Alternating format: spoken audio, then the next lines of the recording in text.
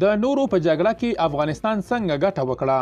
د اسرائیل او نورو هیوادونو جګړو افغانستان ته ډیره ګټه رسولې. درنو لیدونکو ستړي مشئ.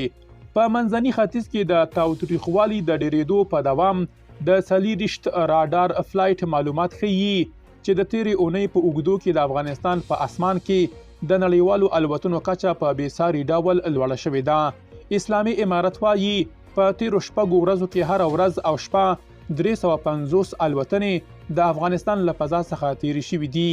رویټرز خبري رسنۍ د راپور له مخې د اسلامي امارت د ترانسپورت او هوایي چلند وزارت وایاند امام الدین احمدي ویلي په تیرو 5 یا شپږو ورځو کې په هرو 40 غړیو کې شاوخوا 350 ترانزیټي الوتنې د افغانستان له اسمانه تیرې شوې دي.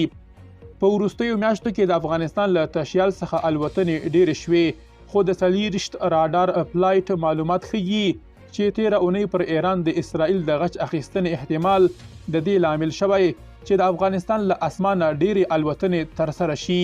د 40 راډار فلایټ د معلوماتو له مخې د سپتمبر پر 29مه 132 الوتنې د افغانستان له اسمان څخه تیرې شوې دي.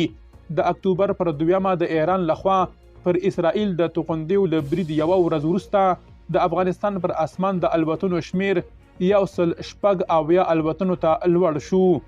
د اکتوبر پر 4مه د ورځنیو الوتنو شمیر په پرله پسې توګه 222 لوړ شوی دی.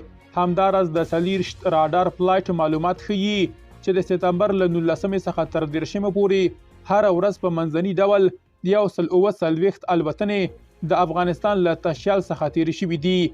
په دې بنسټ د اسلامي امارت واکمنۍ هر کال له هوایي حریم څخه 30 میلیونه ډالر عاید ترلاسوي.